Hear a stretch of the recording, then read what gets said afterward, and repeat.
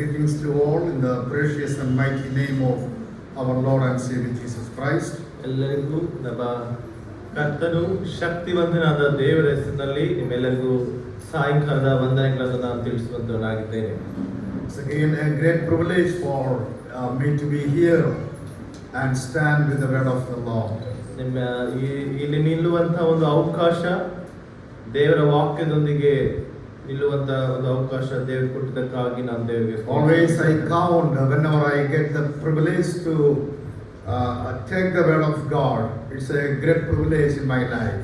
ನಾನು ದೇವರ ವಾಕ್ಯವನ್ನು ಹೇಳುವಂತದ್ದು ದೊಡ್ಡ ಅವಕಾಶ, ಅದನ್ನು ನಾನು ಯಾವಾಗಲೂ ಎಣಿಸುವಂತವನಾಗಿದ್ದೇನೆ. This morning we were considering about the practical Christian life. ನಾವು ಉದಯ ಕಾಲದಲ್ಲಿ ಕ್ರಿಸ್ತಿಯ ಅನುಭವ ಜೀವಿತದ ಬಗ್ಗೆ ನಾವು ಉದಯ ಕಾಲದಿಂದ ನಾವು ಧ್ಯಾನ ಮಾಡುತ್ತಾ ಬಂದ್ವಿ. In the Bible we could see a lot of doctrinal aspects in the Bible. ನಾವು ದೇವರ ವಾಕ್ಯದಲ್ಲಿ ಸಿದ್ಧಾಂತ ಬೋಧನೆ, ದೇವರ ಸತ್ಯ ಬೋಧನೆ ವಿಷಯವಾಗಿ ಅನೇಕ ಸಂಗತಿಗಳನ್ನ ದೇವರ ವಾಕ್ಯದಲ್ಲಿ ನಾವು ನೋಡುವಂತವರಾಗಿದ್ದೇವೆ. Whenever we understand and study the doctrines of the Bible, ನಾವು ಯಾವಾಗ ಈ ಸಿದ್ಧಾಂತ ಬೋಧನೆಗಳನ್ನ ನಾವು ಓದಿ ಅರ್ಥ ಮಾಡ್ಕೊಳ್ತೀವೋ, we need to understand that those theories or those doctrines we need to apply in our Christian lives. ಆ ಸಿದ್ಧಾಂತಗಳನ್ನ ಬೋಧನೆಗಳನ್ನ ನಾವು ಓದೋದು ಮಾತ್ರವಲ್ಲ, ಅದನ್ನ ನಮ್ಮ ಜೀವಿತದಲ್ಲಿ ಅಳವಡಿಸಿಕೊಳ್ಳಬೇಕಾಗಿದೆ. Such a way God has beautifully made the word of God and given to us so that we can have doctrines on side, other side we can have a practical life. ದೇವರು ಈ ವಾಕ್ಯಗಳನ್ನ ಹೇಗೆ ನಮಗೆ ಕೊಟ್ಟಿದ್ದಾನೆ, ಒಂದು ಕಡೆ ಬೋಧನೆ, ಇನ್ನೊಂದು ಕಡೆ ಇದನ್ನು ನಾವು ಅಳವಡಿಸಿಕೊಂಡು ಹೋಗುವಂತ ಜೀವನ, ಎರಡು ವಿಷಯಗಳನ್ನ ದೇವರು ಒಳಗೊಂಡಂತಾಗಿದೆ. Even this morning we were considering about Apostle Paul. In his epistles we could see many doctrinal aspects as well as the application or practical aspects that we have to have in our lives. ಅಪೊಸ್ತಲನಾದ ಪೌಲನ ಪತ್ರಿಕೆಗಳಲ್ಲಿ ನಾವು ಉದಯ ಕಾಲದಲ್ಲಿ ಆ ಬೋಧನೆಯೊಟ್ಟಿಗೆ ಅದನ್ನು ಅಳವಡಿಸಿಕೊಳ್ಳುವಂತದ್ದು ಹೇಗೆ ಎಂಬುದಾಗಿ ಉದಯ ಕಾಲದಿಂದ ನಾವು ಧ್ಯಾನ ಮಾಡುತ್ತಾ ಬಂದಿದ್ದೇವೆ. And we are in First Thessalonians. ನಾವು ಮೊದಲನೇ Thessalonica ಪತ್ರಿಕೆಯಲ್ಲಿದ್ದೇವೆ. And we are in chapter 4 and we had three main points regarding how we can be a practical Christian. ನಾವು ಮೊದಲನೇ ಥೆಸಲೋನಿಕ 4ನೇ ಅಧ್ಯಾಯದಲ್ಲಿ ಮೂರು ವಿಷಯಗಳನ್ನ ಉದಯ ಕಾಲದಲ್ಲಿ ಧ್ಯಾನ ಮಾಡುತ್ತಾ ಬಂದ್ವಿ. हमने सुबह से पहला थेसलोनिया 4वां अध्याय में 3 विषय हमने सुबह से हमने सुना. So we understood that if you want to be a practical Christian, number one, that is we need to have the pure life. ನಾವು ಕ್ರಿಸ್ತಿಯ ಅನುಭವ ಜೀವಿತ ನಮ್ಮಲ್ಲಿ ಇರಬೇಕಂದ್ರೆ ನಮ್ಮ ಜೀವಿತದಲ್ಲಿ ಏನಿರಬೇಕು? ಪರಿಶುದ್ಧತೆ ಇರಬೇಕೆಂಬುದಾಗಿ ನೋಡಿದ್ವಿ. पहले हमने ऐसा सुना, हमारे जीवन में प्रभु परमेश्वर को हमारा जीवन हमको सौंपना है, तो पहला क्या चाहिए? शुद्धता चाहिए जीवन में. I don't know why Apostle Paul was telling to the believers that you need to have a pure life. ಯಾಕೆ ಈ ಒಂದು ಅಪೊಸ್ತಲನಾದ ಪೌಲನು ಆ ಥೆಸಲೋನಿಕದಲ್ಲಿರುವಂತ ವಿಶ್ವಾಸಿಗಳಿಗೆ ನೀವು ಶುದ್ಧವಾಗಿ ಜೀವಿಸಬೇಕೆಂಬುದಾಗಿ ಹೇಳ್ತಿದ್ದಾನೆ? We know that the very character of God is holy. ಯಾಕಂದ್ರೆ ಆ ಸ್ವಭಾವವು ದೇವರದು, ಆ ಗುಣವು ನಮ್ಮಲ್ಲಿ ಇರಬೇಕೆಂಬುದಾಗಿ ದೇವರು ಬಯಸ್ತಾ ಇದ್ದಾನೆ. When God is holy, ದೇವರು ಯಾವಾಗ ಪರಿಶುದ್ಧನೋ, and when we become the children of Him, ನಾವು ಆತನ ಮಕ್ಕಳಾಗಿ ಯಾವಾಗ ನಾವು ಆಗ್ತೇವೋ, we also need to be holy. ನಾವು ಸಹ ಪರಿಶುದ್ಧ ಜೀವಿತವನ್ನು ಜೀವಿಸಬೇಕು. That is one of the very important characteristics of our Lord. ಅದೇ ನಮ್ಮ ದೇವರ ಗುಣಗಳಲ್ಲಿ ತುಂಬಾ ಪ್ರಾಮುಖ್ಯವಾದಂತ ಗುಣ ಏನಂದ್ರೆ ಪರಿಶುದ್ಧತೆ. We read in the portion that verse number 3 that it is the will of God that we have to be holy. ದೇವರ ಚಿತ್ತವೇನೆಂದರೆ ನಾವು ಪರಿಶುದ್ಧರಾಗಿ ಇರುವುದೇ ಆತನ ಚಿತ್ತವಾಗಿದೆ. Even we discussed that we cannot be perfectly holy, ನಾವು ಏನು ಪರಿಪೂರ್ಣತೆಯಲ್ಲಿ ಪರಿಶುದ್ಧರಾಗಲಿಕ್ಕೆ but ಸಾಧ್ಯವಿಲ್ಲ. hearing and understanding the word of God and praying and submitting our life to the word of God, we have to come to the way to the holy.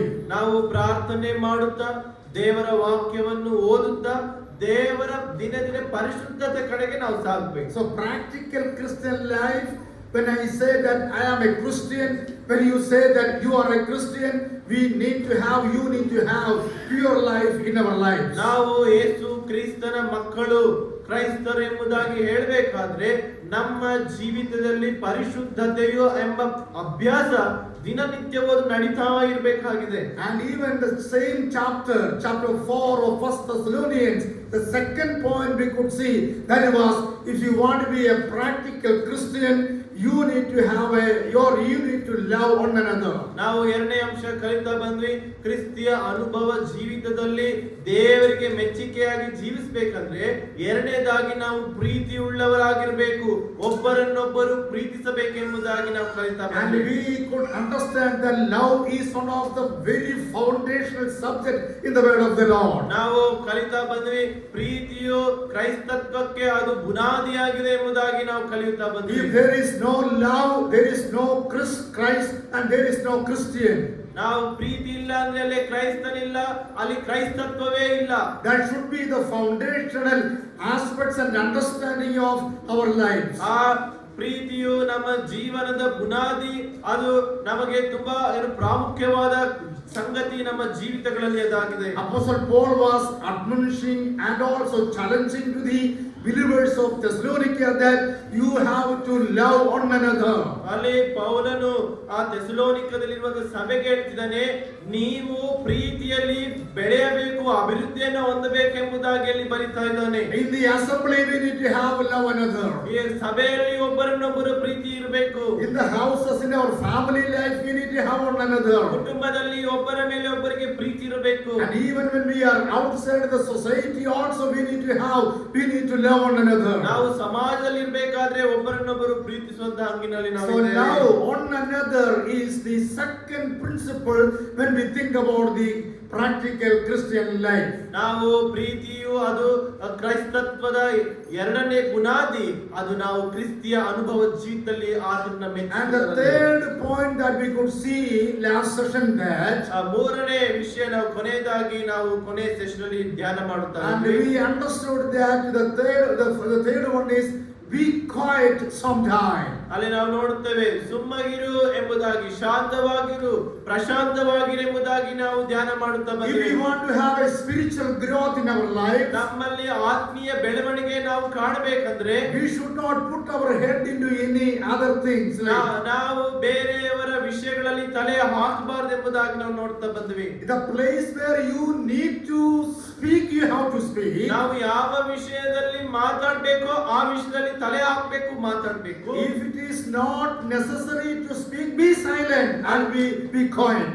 ಆ ಯಾವ ವಿಷಯದಲ್ಲಿ ತಲೆ ಹಾಕಬಾರ್ದಲ್ಲಿ ತಲೆ ಹಾಕದೆ ಮೌನವಾಗಿ, ಶಾಂತವಾಗಿ, ಪ್ರಶಾಂತತೆಯಿಂದ ಸುಮ್ಮನೆ ಇರಬೇಕು. Even I told you that if you can be a silent, that silent will make other people to come to Christ. ನಾವು ನಮ್ಮ ಪ್ರಶಾಂತತೆ, ನಾವು ಸುಮ್ಮಗಿರುವುದು ಅನೇಕ ಜನರನ್ನ ಕ್ರಿಸ್ತನ ಬಳಿಗೆ ಬರುವುದಕ್ಕೆ ಅದು ಕಾರಣವಾಗುತ್ತೆ. ನಮ್ಮ ಮೌನ. Do you know what is happening to the family life today? ಇವತ್ತು ಕುಟುಂಬ ಜೀವಿತಗಳಲ್ಲಿ ಏನ್ ನಡೀತಾ ಇದೆ? And the husband will say something and the wife will say some other thing. ಗಂಡ ಒಂದು ಹೇಳಿದ್ರೆ ಹೆಂಡತಿ ಇನ್ನೊಂದು ಹೇಳ್ತಾಳೆ. And the children will say some other thing. ಮಕ್ಕಳು ಇನ್ನೊಂದು ಬೇರೆ ಮಾತಾಡ್ತಾರೆ. And a lot of problems, confusion, all kinds of problem, difficulty will come there. ಅಲ್ಲಿ ಅನೇಕ ವಿಧವಾದ ಸಮಸ್ಯೆಗಳಲ್ಲಿ ಸೇರಿ ಬರುವಂತದ್ದಾಗಿದೆ. So when it is needed, you speak it out. ಯಾವಾಗ ಅವಶ್ಯಕತೆ ಇದೆ ಅವಾಗ ಮಾತ್ರ ನಮ್ಮ ಬಾಯಿಗಳನ್ನು ನಾವು ತೆರೆದು ಮಾತಾಡಬೇಕು. In other sense, you be silent for many things. ನಾವು ಇನ್ನ ಬೇರೆ ವಿಷಯದಲ್ಲಿ ನಾವು ಸುಮ್ಮನೆ ಮೌನವಾಗಿರುವುದು ಒಳ್ಳೆಯದು. See, that's what we read in chapter 4 and even verse number 11. ನಾವು ಒಂದೇ ಥೆಸಲೋನಿಕೆ 4ನೇ ಅಧ್ಯಾಯ 11ನೇ ವಚನದಲ್ಲಿ ಈ ವಿಷಯಗಳನ್ನ ಧ್ಯಾನ ಮಾಡ್ತಾ ಬಂದ್ವಿ. Please read one more time chapter 4 verse number 11 and 12. ನಾವು ಇನ್ನೊಂದು ಸಾರಿ ಮೊದಲನೇ ಥೆಸಲೋನಿಕದವರಿಗೆ ಬರೆದ ಪತ್ರಿಕೆ 4ನೇ ಅಧ್ಯಾಯ 11ನೇ ವಚನ. ಮೊದಟಿ ಥೆಸಲೋನಿಕ ಪತ್ರಿಕ 4 अध्याय 11 वचन. पहला थेसलोनिया 4वां अध्याय 11 वचन हम पढ़ेंगे. ಇದಲ್ಲದೆ ನಾನು ನಿಮಗೆ ಆಜ್ಞೆ ಕೊಟ್ಟ ಪ್ರಕಾರ ನೀವು ಮತ್ತೊಬ್ಬರ ಕಾರ್ಯದಲ್ಲಿ ತಲೆ ಹಾಕದೆ ಸುಮ್ಮಗಿದ್ದು ಸ್ವಂತ ಕಾರ್ಯವನ್ನೇ ನಡೆಸಿಕೊಂಡು ಕೈಯಾರೆ ಕೆಲಸ ಮಾಡುವುದೇ ಮಾನವೆಂದು ಎಣಿಸಿರಿ. ಹೀಗಿದ್ದರೆ ನೀವು ಹೊರಗಿನವರ ಎದುರಿನಲ್ಲಿ ಸಜ್ಜನರಾಗಿ ನಡೆದುಕೊಳ್ಳುವಿರಿ ಮತ್ತು ನಿಮಗೆ ಯಾವುದಕ್ಕೂ ಕೊರತೆ ಇರುವುದಿಲ್ಲ. Yes, when we read this portion, we could understand that the third principle that we need to have in our Christian life is we need to be quiet sometime. ನಾವು ನಮ್ಮ ಈ ಒಂದು ವಾಕ್ಯಗಳನ್ನು ಓದಿದಾಗ ಇಲ್ಲಿ ದೇವರು ನಮ್ಗೆ ಏನ್ ಹೇಳ್ತಾರೆ ಅಂದ್ರೆ ಕೆಲವು ಸಮಯಗಳಲ್ಲಿ ನಾವು ಸುಮ್ಮಗಿರ್ಬೇಕು, ಅಂದ್ರೆ ಮೌನವಾಗಿರ್ಬೇಕು ಎಂಬುದಾಗಿ ಇಲ್ಲಿ ದೇವರು ನಮ್ಗೆ ಸ್ಪಷ್ಟವಾಗಿ ಮಾತಾಡ್ತಾ ಇದ್ದಾರೆ. Being quiet means it is not silent. The thing is we should not get into the troubles or problems. ನಾವು ಸುಮ್ಮಗಿರುವುದ ಅಂದ್ರೆ ನಾವು ಸಮಸ್ಯೆಗಳಿಗೆ ಸಿಕ್ಕು ಹಾಕಿಕೊಳ್ಳುವುದು ನಾವು ಅಲ್ಲ ಎಂಬುದಾಗಿ ಇಲ್ಲಿ ದೇವರು ಹೇಳ್ತಿದ್ದಾರೆ. And being a quiet life will help us to grow our spiritual life. ನಾವು ಸುಮ್ಮನೆ ಇರುವುದು ಅದೇನ್ ಮಾಡುತ್ತೆ ಅಂದ್ರೆ ದೇವರ ಒಂದು ಆತ್ಮಿಕವಾಗಿ ಬೆಳೆಯುವುದಕ್ಕೆ ಅದು ನಮಗೆ ಅನುಕೂಲ ಮಾಡಿಕೊಡುವಂತದ್ದಾಗಿದೆ. And when we continue the same chapter, same verses, then we read that work with your own hands. ನಾವು ಅಲ್ಲಿ ನೋಡ್ಬೇಕಾದ್ರೆ 11ನೇ ವಚನ ಕಡೆಯ ಭಾಗದಲ್ಲಿ ಕೈಯಾರೆ ಕೆಲಸ ಮಾಡಬೇಕೆಂಬುದಾಗಿ. So when you do the work according to your own way, you can have many things and also you can quiet in many places. ನಾವು ನಮ್ಮ ಕೈಯಾರೆ ಕೆಲಸ ಮಾಡಿದಾಗ ನಾವು ಮೌನವಾಗಿರಲಿಕ್ಕೆ ಸಾಧ್ಯವಾಗುತ್ತೆ. ಯಾಕಂದ್ರೆ ನಾವು ನಮ್ಮ ಕೈಯಲ್ಲಿ ದೇವರು ಕೊಟ್ಟಂತ ಸಂಪಾದನೆ ಇರೋದ್ರಿಂದ ನಾವು ಮೌನವಾಗಿರೋದಕ್ಕೆ See, one side you have to be quiet. ಒಂದು ಕಡೆ ನಾವು ಮೌನವಾಗಿರ್ಬೇಕು. And in another side you have to work hard. ಇನ್ನೊಂದು ಕಡೆ ನಾವು ಕೈಯಾರೆ ಕಷ್ಟಪಟ್ಟು ಕೆಲಸ ಮಾಡಬೇಕು. Do you know why Apostle Paul was telling these things to Thessalonians? ಯಾಕೆ ಪೌಲನು ಈ ವಿಷಯಗಳನ್ನ ಥೆಸಲೋನಿಕ ಸಭೆಯವರಿಗೆ ಹೇಳ್ತಿದ್ದಾನೆ? When Apostle Paul was writing this epistle to the Thessalonians, ಈ ಥೆಸಲೋನಿಕ ಪತ್ರಿಕೆ ಪೌಲನು ಕೊರಿಂಥದಿಂದ ಬರಿಬೇಕಾದ್ರೆ there were many people that never go for any job. ಅಲ್ಲಿರುವಂತ ಥೆಸಲೋನಿಕ ಸಭೆಯಲ್ಲಿರುವಂತ ಅನೇಕ ಜನರು ಕೆಲಸಕ್ಕೆ ಹೋಗುವಂತವರೇ ಅಲ್ಲ. And they are sitting at home. ಅವರು ಮನೆಯಲ್ಲೇ ಕುತ್ಕೊಂಡಿರುವಂತವರು. And they don't want to do any other work. ಅವರು ಬೇರೆ ಏನು ಕೆಲಸ ಮಾಡೋದಕ್ಕೆ ಅವ್ರಿಗೆ ಇಲ್ಲ. So Apostle Paul was telling that be quiet, but same time you have to work hard. ಪೌಲನು ಹೇಳ್ತಾನೆ ಅದೇ ರೀತಿಯಲ್ಲಿ ಮೌನವಾಗಿರ್ಬೇಕು, ಅದೇ ರೀತಿಯಲ್ಲಿ ಕಷ್ಟಪಟ್ಟು ಕೈಯಾರೆ ಕೆಲಸ ಮಾಡಬೇಕು. What happens when we work? ನಾವು ಕೆಲಸ ಮಾಡಿದಾಗ ಏನಾಗುತ್ತೆ? See verses from 11 to 13, it is only given there that, but I will say number 1, work brings the respect of outsiders. ನಾವು ನೋಡ್ಬೇಕಾದ್ರೆ ನಾವು ಕೆಲಸ ಮಾಡಿದಾಗ ನಮಗೆ ಸಮಾಜದಲ್ಲಿ ಗೌರವವು ಬರುವಂತದ್ದಾಗಿದೆ ನಾವು ಕೆಲಸ ಮಾಡಿದಾಗ. And today sometime when I go to some of the believers houses, family, they say that see my son, he is now 23, 25 and he is not going for anyone. ನಾನು ಕೆಲವರು ಮನೆಗೆ ಹೋದಾಗ ನಾನಲ್ಲಿ ಕೇಳ್ತೇನೆ, ಅವ್ರ ಕುಟುಂಬದಲ್ಲಿ ಹೇಳ್ತಾರೆ ನನ್ನ ಮಗ 23-24 ವರ್ಷ ಅವನಿನ್ನ ಕೆಲಸಕ್ಕೆ ಹೋಗ್ತಾ ಇಲ್ಲ ಎಂಬ. And we have given him education.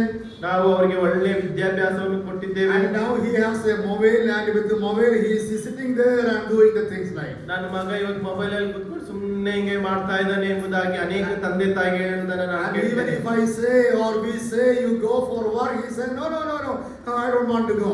ನಾವು ಕೆಲಸಕ್ಕೆ ಹೋಗಪ್ಪ ಅಂತ ಹೇಳಿದ್ರೆ ಇಲ್ಲ ನಾನು ಕೆಲಸಕ್ಕೆ ಹೋಗಲ್ಲ ಅಂತ. See, one thing we need to understand according to the word of God. ನಾವು ಒಂದು ವಿಷಯ ಈ ವಾಕ್ಯ ಭಾಗಗಳಿಂದ ನಾವು ಅರ್ಥ ಮಾಡ್ಕೋಬೇಕು. When we work, the work brings the respect of outsiders. ನಾವು ಕೆಲಸ ಮಾಡಿದಾಗ ಸಮಾಜದಲ್ಲಿ ನಮಗೆ ಗೌರವವನ್ನು ಅದು ಕೊಡುವಂತದ್ದಾಗಿದೆ. These Thessalonian believers, many of them, they were not going for work so that other people were accusing them. ಈ ಥೆಸಲೋನಿಕ ಸಭೆಯವರು ಕೆಲಸಕ್ಕೆ ಹೋಗದೆ ಅವರು ಸೋಂಬೇರಿಗಳಾಗಿ ಮನೆ ಕೂತಿರೋದ್ರಿಂದ ಸಮಾಜದ ಜನರು ಅವರ ಮೇಲೆ ಆರೋಪಣೆ ಮಾಡ್ತಾ ಇದ್ರು. So now Apostle Paul was telling that you have to work hard, you have to go outside and work.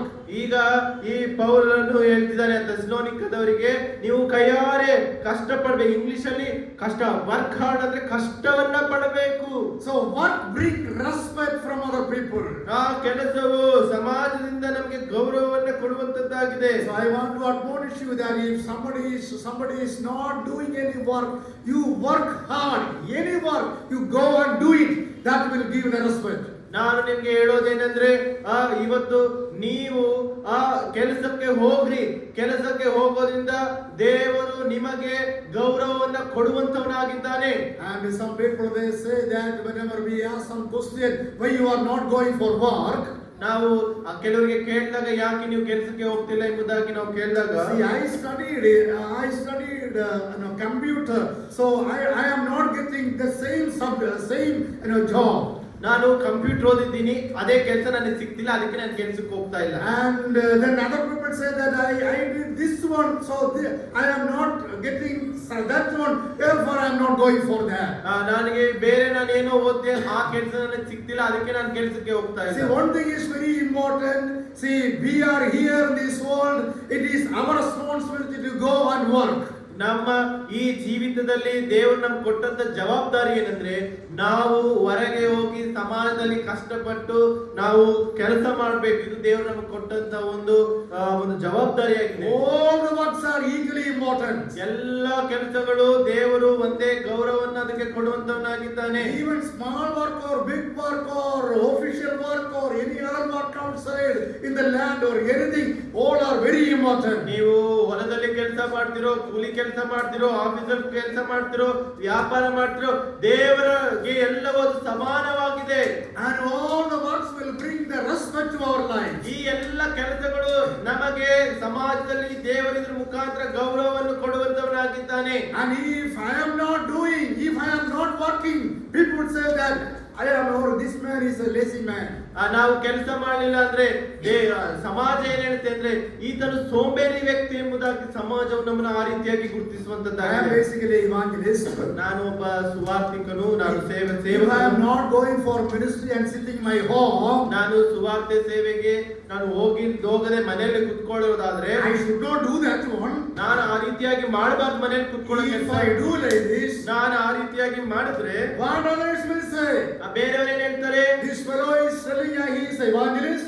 ಈ ಮನುಷ್ಯ ಹೇಳ್ತಾನೆ ಈತನು ಸುವಾರ್ತೆ ಸೇವಕನೇ ಎಂಬುದಾಗಿ. But he is not at all going out and doing the ministry. ಈತನು ಸೇವೆಗೆ ಹೋಗ್ತಾನೆ ಇಲ್ಲ ಎಂಬುದಾಗಿ. So the respect will come when you go and do the ministry. ನೀವು ಸೇವೆ ಮಾಡಿದಾಗ ದೇವರು ನಿಮಗೆ ತನ್ನದೇ ಆದ ಗೌರವವನ್ನು ಅಲ್ಲಿ ಕೊಡುವಂತವನಾಗಿದ್ದಾನೆ. The same way Apostle Paul was telling to the Thessalonian believers that you work hard, that will bring the respect in your lives. ಅದೇ ವಿಷಯವನ್ನ ಪೌಲನು ಥೆಸಲೋನಿಕದಲ್ಲಿರುವಂತ ವಿಶ್ವಾಸಿಗಳೇ ಹೇಳ್ತಾನೆ, ನೀವು ಕೈಯಾರೆ ಕೆಲಸ ಮಾಡುವುದೇ ಮಾನವೆಂದೆಣಿಸಿರಿ ಎಂಬುದಾಗಿ. So this evening I want to challenge you, especially the young people here. ಇಲ್ಲಿರುವಂತ ಯೌವನಸ್ಥರಿಗೆ ನಾನು ಒಂದು ಸವಾಲನ್ನು ನಾನು ಹಾಕುವಂತವನಾಗಿದ್ದೇನೆ. And if you are not getting the same things that you have studied, you work hard and you go for it. ನಾನು ನಿಮ್ಗೆ ಇವತ್ತು ಹೇಳ್ತಾ ಇದ್ದೇನೆ, ನೀವು ಓದಿದಂತದ್ದೇ ನಿಮ್ಗೆ ಸಿಕ್ಕಿಲ್ಲ ಅಂದ್ರೆ ನೀವು ಕಷ್ಟಪಡ್ರಿ, ಬೇರೆ ಯಾವ್ದು ಕೆಲಸ ಮಾಡಿ ಅಷ್ಟೇ ಎಂಬುದಾಗಿ. And the respect will come to you, and also people they also will respect you. ನಿಮಗೆ ಈ ಸಮಾಜದಲ್ಲಿ ಗೌರವ ಸಿಗುವಂತದ್ದಾಗಿದೆ ಎಂಬುದಾಗಿ ನಾನು ಹೇಳ್ತೇನೆ. And work so that you will not be dependent on anybody. When you work, you don't need to depend on any other people. ನೀವು ಕೆಲಸ ಮಾಡಿದಾಗ ನೀವು ಯಾರ ಮೇಲೆ ಆತ್ಕೊಳ್ಬೇಕಾಗಿಲ್ಲ. It means you have a work, you have a money.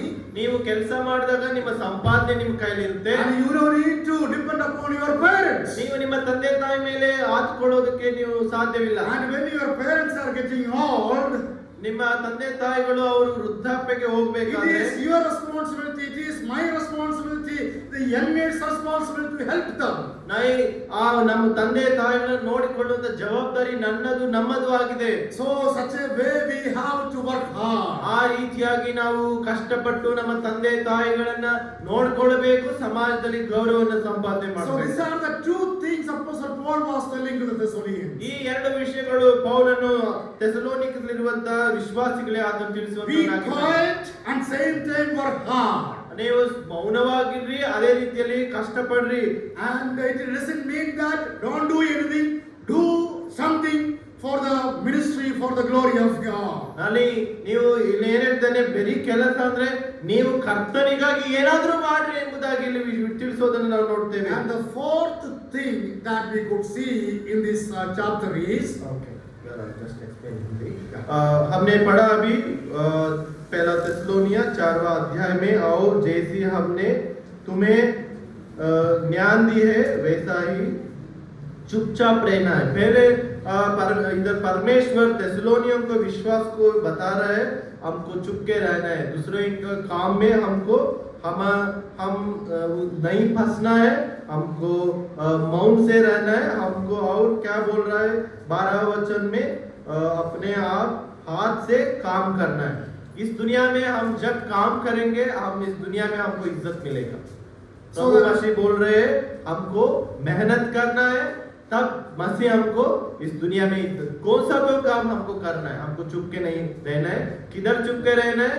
दूसरे के मामलों में हमको चुप के रहना है, और हम काम करते समय हमको मेहनत से काम करके प्रभु मसीह के लिए हमको जीना है. जब हम मेहनत करेंगे, हमारे हाथ में पैसा रहेगा, हम किसी के ऊपर ना रहेंगे, और प्रभु हमको हमारा जीवन में चलाने वाला है. Okay, now we will come to the fourth principle of how we can be a good Christian for the Lord. ನಾವು ಮೊದಲನೇ ಥೆಸಲೋನಿಕ 4ನೇ ಅಧ್ಯಾಯದಲ್ಲಿ 4ನೇ ವಿಷಯವನ್ನ ಇವಾಗ ನಾವು ಧ್ಯಾನ ಮಾಡ್ತಾ See, when ಇದ್ದೇವೆ. we come to 1 Thessalonians chapter 4, 13 to the end, verse number 18, up to 18, 13 to 18. ನಾವು 4ನೇ ಅಧ್ಯಾಯ 13ರಿಂದ 18ನೇ ವಚನದವರೆಗೂ ನಾವು ಓದ್ಕೊಳ್ಬೇಕಾದ್ರೆ, And this session is speaking something different. ಈ ವಿಷಯವು ವಿಭಿನ್ನವಾಗಿ ನಮಗೆ ಮಾತಾಡುವಂತದ್ದಾಗಿದೆ. And it's better if you can read maybe one or two verses, 13 and 14. Okay, ನಾವು 13 14 ವಚನ ಒಬ್ರು ಓದೋದಾದ್ರೆ, Brothers and sisters, there we realize we do not want you to uninformed about those who sleep in death, so that you do not grieve like the rest of mankind who have no hope. See, 13, 14, 15, 16 up to 18, Apostle Paul was talking about something different. ಅಪೊಸ್ತಲನಾದ ಪೌಲನು 13, 14, 15, 18 ವಚನಗಳು ವಿಭಿನ್ನ ವಿಷಯಗಳು ಇಲ್ಲಿ ಮಾತಾಡೋದನ್ನು ನಾವು ನೋಡ್ತಾ ಇದ್ದೇವೆ. Let me ask a question. What it is talking about? ಈಗ ನಾನು ನಿಮ್ಗೆ ಒಂದು ಪ್ರಶ್ನೆ ಕೇಳ್ತೇನೆ, ಯಾವ ವಿಷಯದಲ್ಲಿ ಪೌಲನು ಮಾತಾಡ್ತಾ And ಇದ್ದಾನೆ? you all have Bibles with you, and if you read from 13 to 16, what are the ideas are coming in your mind? ನೀವು 13ರಿಂದ 18ನೇ ವಚನ ಓದಬೇಕಾದ್ರೆ ನಿಮ್ಗೆ ಯಾವ ಒಂದು ಯೋಚನೆಗಳು ಈ ವಾಕ್ಯಗಳನ್ನ ಓದಿದಾಗ ನಿಮ್ಗೆ See, I said three things that is totally different from what we are going to discuss now. ನಾವು ಈ 3 ವಿಷಯಗಳಿಗಿಂತ ವಿಭಿನ್ನವಾದ ವಿಷಯ ಇಲ್ಲಿ ಬರೆಯಲ್ಪಟ್ಟಿದೆ, ಅದೇ ನಾವು ಈಗ ಧ್ಯಾನ See, number one, we said that pure life. ಮೊದಲನೇದಾಗಿ ನಾವು ನೋಡಿದ್ವಿ ಶುದ್ಧತೆ, And second one, love one another. ಎರಡನೇದಾಗಿ ಒಬ್ಬರನ್ನೊಬ್ಬರು And ಪ್ರೀತಿಸುವುದು, third one, there we see be quiet. ಮೂರನೇದಾಗಿ ನಾವು ಮೌನವಾಗಿರುವುದು, And the fourth one that we see here, that is something different and also very, very important. ನಾವು ಅದು 4ನೇದು ವಿಭಿನ್ನ, ಆದ್ರೆ ಅದು ತುಂಬಾ ತುಂಬಾ ಪ್ರಾಮುಖ್ಯವಾದಂತ So ವಿಷಯವಾಗಿದೆ. who can say ಯಾರು ಇದಕ್ಕೆ ಉತ್ತರ ಹೇಳ್ತೀರಾ? what it is talking about? ಏನ್ ಇಲ್ಲಿ ಮಾತಾಡ್ತೇನೆ, ಉತ್ತರ ಹೇಳಿ. ಬೈಬಲ್ ತೆಗ್ದಿದ್ದೀರಲ್ವಾ? ಯಾವ ವಿಷಯದಲ್ಲಿ ಬರೆಯಲ್ಪಟ್ಟಿದೆ? 13 to 18, I think many times, most of the time, we read that verses. ನಾವು ಅನೇಕ ಸಾರ್ತಿ ಈ ವಿಷಯವನ್ನು ನಾವು ಓದ್ತಾ ಇರ್ತೀವಲ್ವಾ? ಅನೇಕರು Yeah, what time? Usually when we read that passage, ಯಾವಾಗ ನಾವು ಈ ವಾಕ್ಯ ಭಾಗಗಳನ್ನು ಓದ್ತೀವಿ?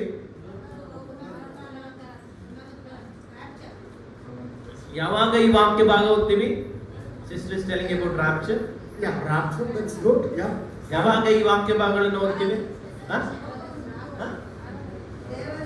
Yeah, if especially the believer, when a believer dies, ಒಬ್ಬ ವ್ಯಕ್ತಿಯು ತೀರೋ ಹೋದಾಗ believer. ಆವಾಗ ನಾವು ಈ ವಾಕ್ಯಗಳನ್ನು ಹೆಚ್ಚಾಗಿ and ಓದುವಂತ it talks about many things that we ought to understand in our lives. ನಾವು ಈ ವಿಷಯಗಳನ್ನ Many things. Yeah, it talks about many ಇದು things. ಆದ್ರೆ ಬೇರೆ ತುಂಬಾ ವಿಷಯಗಳ ಬಗ್ಗೆ ಇಲ್ಲಿ About rapture, somebody said that is the right word. Rapture And resurrection is there. ಅಲ್ಲಿ ಪುನರುತ್ಥಾನದ ಬಗ್ಗೆ ನಾವು ಓದ್ತಾ And ಇದ್ದೀವಿ. the coming of Christ is there. ಯೇಸು ಕ್ರಿಸ್ತನ ಬರೋಣದ ಬಗ್ಗೆ ಇದೆ, And many other things are there. ಬೇರೆ ಅನೇಕ ವಿಷಯಗಳಲ್ಲಿ So all together we can say like this. ನಾವೆಲ್ಲವೂ ಒಟ್ಟಿಗೂಡಿಸಿ ಹೀಗೆ ಹೇಳ್ಬೋದು, Hope ನಿರೀಕ್ಷೆ Anticipation, hope. ನಿರೀಕ್ಷೆ Live in the hope of Christ's return. ಯೇಸು ಕ್ರಿಸ್ತನು ತಿರುಗಿ ಬರ್ತಾನೆ ಎಂಬ ನಿರೀಕ್ಷೆಯಲ್ಲಿ ನಾವು ಜೀವಿಸಬೇಕು. See, if you want to be a practical Christian, ನಾವು ಕ್ರಿಸ್ತಿಯ ಅನುಭವ ಜೀವಿತವನ್ನು ನಾವು ಜೀವಿಸಬೇಕಂದ್ರೆ always we have to live in the hope of Christ's coming. ನಾವು ಆ ಜೀವಿತವನ್ನು ಜೀವಿಸಬೇಕಂದ್ರೆ ಯೇಸು ಕ್ರಿಸ್ತನನ್ನ ಎದುರುಗೊಳ್ತೇವೆ ಎಂಬ ನಿರೀಕ್ಷೆಯೊಡನೆ ನಾವು ಜೀವಿಸಬೇಕು. Today, many people they usually outside they used to ask the question like this. ಹೊರಗಡೆ ಅನೇಕರು ಈ ರೀತಿಯಾಗಿ ಪ್ರಶ್ನೆ ಕೇಳ್ತಾರೆ. You people are telling that Christ is coming, but why Christ is not coming? ಅನೇಕರು ಕೇಳ್ತಾರೆ, ನೀವ್ ಹೇಳ್ತೀರಾ ಯೇಸು ಕ್ರಿಸ್ತನು ಬರ್ತಂತ, ಆದ್ರೆ ಯಾಕೆ ಯೇಸು ಕ್ರಿಸ್ತನು ಬರ್ತಾ ಇಲ್ಲ? Last 2000 years you are preaching and telling that Jesus is going to come. ನೀವು 2000 ವರ್ಷಗಳಿಂದಾನು ಹೇಳ್ತಾ ಇದ್ದೀರಾ ಯೇಸು ಕ್ರಿಸ್ತನು ಬರ್ತಾನೆ ಬರ್ತಾನೆ ಬರ್ತಾನೆ ಅಂತ. But why? Where is Jesus? Why Jesus is late? ಯಾಕೆ ದೇವರು ಯೇಸು ಕ್ರಿಸ್ತನು ನಿಧಾನ ಮಾಡ್ತಾ ಇದ್ದಾರೆ, ಯಾಕೆ ಬರ್ತಾ ಇಲ್ಲ? Of course, we know that according to the Bible, in His time He is going to come. ನಾವು ದೇವರ ವಾಕ್ಯ ಆಧಾರದ ಮೇಲೆ ನಾವು ನೋಡ್ತೇವೆ, ಆತನು ತನ್ನ ಸಮಯಕ್ಕೆ ತಾನು ಬರುವಂತವನು ಖಂಡಿತವಾಗಿ ಆಗಿದ್ದಾನೆ. No, this is not a time to explain about the eschatological things. ಈ ವಿಷಯಗಳು Eschatology means things to come. ಮುಂದೆ ಪ್ರವಾದನ ವಿಷಯಗಳನ್ನ ನಾವು ಧ್ಯಾನ ಮಾಡುವಂತ ಸಮಯವಲ್ಲ. And but also here Apostle Paul was encouraging the believers and telling to them that you need to live in a hope life. ಈ ಪೌಲನು ಥೆಸಲೋನಿಕ ಸಭೆಯವರಿಗೆ ಹೇಳ್ತಾನೆ, ನಿರೀಕ್ಷೆಯುಳ್ಳ ಜೀವಿತವನ್ನ ನಾವು ಜೀವಿಸಬೇಕೆಂಬುದಾಗಿ ಹೇಳ್ತಾ ಇದ್ದಾರೆ. See, when we read and consider this passage, ನಾವು ಈ ವಾಕ್ಯ ಭಾಗವನ್ನ ಓದಿ ತಿಳ್ಕೊಂಡಾಗ and we read about the return of Lord Jesus ನಾವು Christ, ಯೇಸು ಕ್ರಿಸ್ತನ ಬರೋಣದ ಬಗ್ಗೆ ನಾವು ಅಲ್ಲಿ and ನೋಡ್ತೇವೆ. we read about the resurrection of the dead, ನಾವು ಅಲ್ಲಿ ಮರಣ ಹೊಂದಿದಂತವರ ಪುನರುತ್ಥಾನದ ಬಗ್ಗೆ ನಾವು and we ಮಾತಾಡ್ತೇವೆ. read about the rapture of the church, ಅಲ್ಲಿ ನಾವು ಸಭೆಯ ಒಂದು ಎತ್ತಲ್ಪಡುವಿಕೆ ಬಗ್ಗೆ and we ಮಾತಾಡ್ತೇವೆ. read about the reunion of the believers with the Lord. ಅಲ್ಲಿ ನಾವು ನೋಡ್ತೇವೆ ಎಲ್ಲಾ ದೇವ ಜನರ ಒಂದು ಐಕ್ಯತೆ ದೇವರೊಟ್ಟಿಗೆ ಆಗುವುದನ್ನಲ್ಲಿ ನಾವು ನೋಡ್ತೇವೆ. As a Christian, practical Christian, we need to have this mind always in our life. ನಾವು ಒಬ್ಬ ಕ್ರೈಸ್ತರಾಗಿ ನಮ್ಮ ಮನಸ್ಸಿನಲ್ಲಿ ಯಾವಾಗಲೂ ವಿಷಯಗಳು ಯಾವಾಗಲೂ ನಮ್ಮ ಮನಸ್ಸಿನಲ್ಲಿ ಇರಬೇಕಾಗಿದೆ. Every time we need to think and we need to understand that our Lord is going to come soon. ನಾವು ಯಾವಾಗಲೂ ಈ ಒಂದು ಆಲೋಚನೆಯಲ್ಲಿ ನಮ್ಮ ಮನಸ್ಸು ಇರಬೇಕೇನೆಂದ್ರೆ ನಮ್ಮ ಕರ್ತನು ಆತನು ತಿರುಗಿ ಬರುವಂತವನು ಆಗಿದ್ದಾನೆ ಎಂಬುದಾಗಿ. See chapter 4 verse number 6, there we read like this. 4ನೇ ಅಧ್ಯಾಯ 6ನೇ ವಚನ, ಅದೇ ಮೊದಲನೇ ಥೆಸಲೋನಿಕ ಪತ್ರಿಕೆಯಲ್ಲಿ ಹೀಗೆ Verse number 16 there we read like ಕ್ಷಮಿಸ್ರಿ, this. 16ನೇ ವಚನ. And for the Lord himself will come down from heaven with a loud command, with the voice of the archangel, and with the trumpet call of God, and the dead in Christ will rise first. There we read like this. ನಾವು ಹೀಗೆ ಓದ್ತೇವೆ, ಪ್ರಧಾನ ಶಬ್ದದೊಡನೆಯೂ ದೇವರ ತುತ್ತೂರಿ ಧ್ವನಿಯೊಡನೆಯೂ ಆಕಾಶದಿಂದ ಇಳಿದು ಬರುವನು. ಆಗ ಕ್ರಿಸ್ತನಲ್ಲಿರುವ ಸತ್ತವರು ಮೊದಲು ಎದ್ದು ಬರುವರು, ಆಮೇಲೆ ಜೀವದಿಂದಿರುವ ನಾವು ಅಂತರಿಕ್ಷದಲ್ಲಿ ಕರ್ತನನ್ನು ಎದುರುಗೊಳ್ಳುವರಾಗಿ ಅವರ ಸ್ಥಳಗಳೇ ಮೇಘವಾಹನರಾಗಿ ಪಕ್ಕನೆ ಒಯ್ಯಲ್ಪಡುವೆವು. See the word, for the Lord himself will come. ನಾವಿಲ್ಲಿ ನೋಡ್ಬೇಕಾದ್ರೆ ಆ ಕ್ರಿಸ್ತನು ತಾನೇ ಬರ್ತಾನೆ ಎಂಬುದಾಗಿ ನಾವು ನೋಡ್ತೇವೆ. You know that when we read Acts chapter 1, ನಾವು ಅಪೊಸ್ತಲ ಕೃತ್ಯ 1ನೇ ಅಧ್ಯಾಯದಲ್ಲಿ ಓದ್ತೇವೆ, and there we could see the ascension of Lord Jesus Christ. ನಾವು ಅಪೊಸ್ತಲ ಕೃತ್ಯದಲ್ಲಿ ನೋಡ್ತೇವೆ ದೇವರು ಪರಲೋಕಕ್ಕೆ ಆರೋಹಣವಾಗಿ ಹೋದದ್ದನ್ನು ನಾವು ಅಲ್ಲಿ ಗಮನಿಸ್ತೇವೆ. Before his ascension to heaven, ಆತನು ಆರೋಹಣನಾಗಿ ಹೋಗೋದಕ್ಕಿಂತ ಮುಂಚೆ, after the resurrection, ಆತನ ಪುನರುತ್ಥಾನ ಆದ ಮೇಲೆ we know that 40 days Christ was with the disciples. ಆತನು ಯೇಸು ಕ್ರಿಸ್ತನು ಪುನರುತ್ಥಾನನಾಗಿ 40 ದಿವಸ ತನ್ನ ಶಿಷ್ಯರೊಟ್ಟಿಗೆ ಈ ಲೋಕದಲ್ಲಿ ಆತನು ಇದ್ದನೆಂಬುದಾಗಿ ನಾವು ನೋಡ್ತೇವೆ. Now he is going to go to the heaven. ಆತನು ಈಗ ಪರಲೋಕಕ್ಕೆ ಹೋಗುವಂತ ಸಮಯ, ಆರೋಹಣವಾಗಿ ಹೋಗುವಂತ ಸಮಯ. And many people, around 500 people, they all came there in the Mount Olive. ಅಲ್ಲಿ ಒಲಿವ ಬೆಟ್ಟದಲ್ಲಿ ಸುಮಾರು 500 ಜನಕ್ಕಿಂತ ಹೆಚ್ಚಾಗಿ ಜನರಲ್ಲಿ ಸೇರಿ ಬಂದರೆ ಎಂಬುದಾಗಿ ನಾವು ನೋಡ್ತೇವೆ. And there were apostles and disciples. ಅಲ್ಲಿ ಅಪೊಸ್ತಲರು ಅನೇಕ ಶಿಷ್ಯರಲ್ಲಿದ್ರು. Even Jesus' mother and other brothers and all other people were there. ಯೇಸು ಕ್ರಿಸ್ತನ ಕ್ರಿಸ್ತನ ತಾಯಿ, ಯೇಸು ಕ್ರಿಸ್ತನ ತಮ್ಮಂದ್ರು, ತಂಗಿದ್ರು, ಅನೇಕ ಶಿಷ್ಯರು, ಅನೇಕ ಜನರಲ್ಲಿದ್ರು. And Jesus Christ has given some of the very important promise words to them. ಅಲ್ಲಿ ದೇವರು ಅವರಿಗೆ ಅನೇಕ ಪ್ರಾಮುಖ್ಯವಾದ ವಾಗ್ದಾನಗಳನ್ನು ಅವರಿಗೆ ಅಲ್ಲಿ ಕೊಟ್ಟನು. And Jesus said, I am going from here. ಅಲ್ಲಿ ಯೇಸು ಕ್ರಿಸ್ತನು ಹೇಳಿದ್ರು, ನಾನು ಈಗ ಇಲ್ಲಿಂದ ಹೋಗ್ತಾ And ಇದ್ದೇನೆ. when I go from here, the Spirit of God, the Holy Spirit will come down. ನಾನು ಇಲ್ಲಿಂದ ಹೋದಾಗ ನಾನು ನಿಮ್ಗೆ ಒಬ್ಬ ಸಹಾಯಕನನ್ನ, ಪರಿಶುದ್ಧಾತ್ಮನ ಕಳಿಸಿಕೊಡ್ತೇನೆ. And also the church is going to be inaugurated. ಆಗ ಇಲ್ಲಿ ಸಭೆಯು ಅಲ್ಲಿ ಸ್ಥಾಪನೆ ಆಗುತ್ತೆ.